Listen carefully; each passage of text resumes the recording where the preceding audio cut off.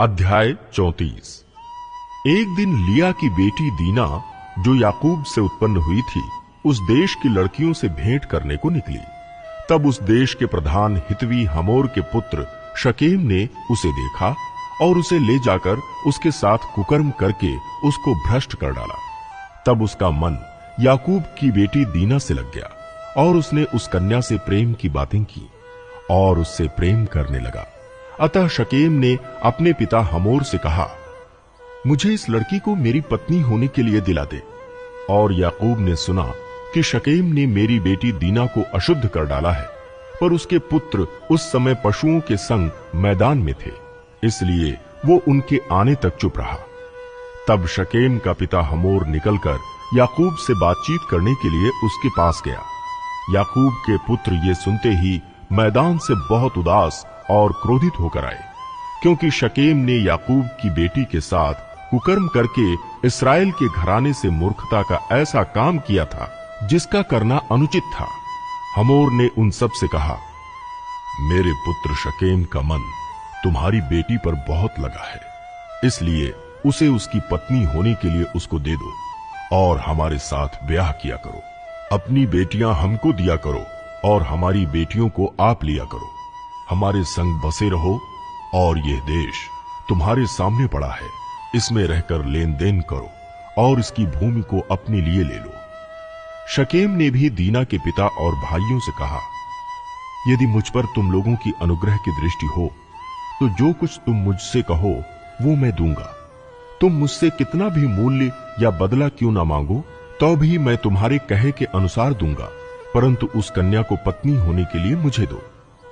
तब ये सोचकर कि शकेम ने हमारी बहन दीना को अशुद्ध किया है, याकूब के पुत्रों ने शकेम और उसके पिता हमोर को छल के साथ ये उत्तर दिया, हम ऐसा काम नहीं कर सकते कि किसी खतना रहित पुरुष को अपनी बहन दे, क्योंकि इससे हमारी नामधराई होगी। इस बात पर तो हम तुम्हारी मान लेंगे कि हमारे समान तुम में से हर एक पुरुष का खतना किया जाए, तब हम अपनी बेटियां तुम्हें ब्याह देंगे और तुम्हारी बेटियां ब्याह लेंगे और तुम्हारे संग बसे भी रहेंगे और हम दोनों एक ही समुदाय के मनुष्य हो जाएंगे।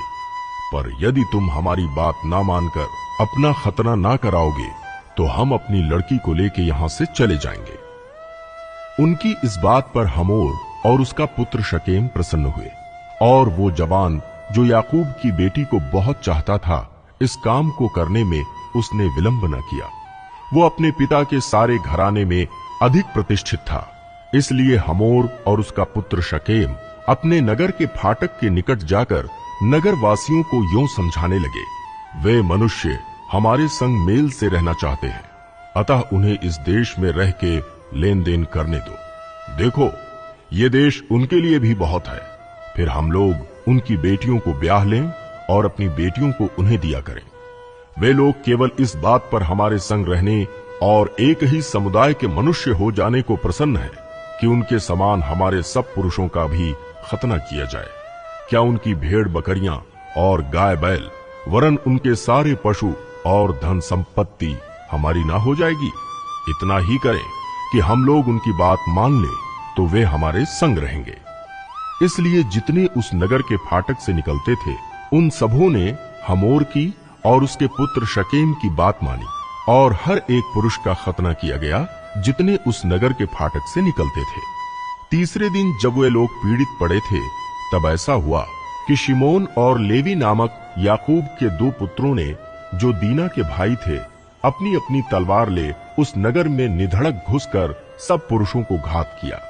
हमोर और उसके पुत्र शकेम को उन्होंने तलवार से मार डाला और दीना को शकेम के घर से निकाल ले गए। याकूब के पुत्रों ने घात कर डालने पर भी चढ़कर नगर को इसलिए लूट लिया कि उसमें उनकी बहन अशुद्ध की गई थी।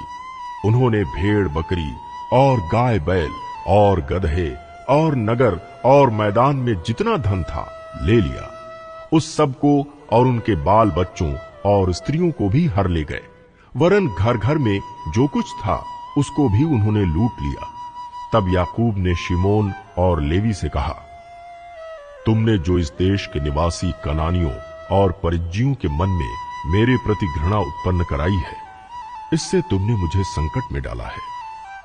क्योंकि मेरे साथ तो थोड़े ही लोग हैं, इसलिए अब वे इकट्ठे होकर मुझ पर चढ़ेंगे और मुझे मार डालेंगे, तो मैं अपने घराने समेत नष्ट हो जाऊंगा। उन्होंने कहा, क्या वो हमारी बहन के साथ वेश्या के समान बर्ताव करे?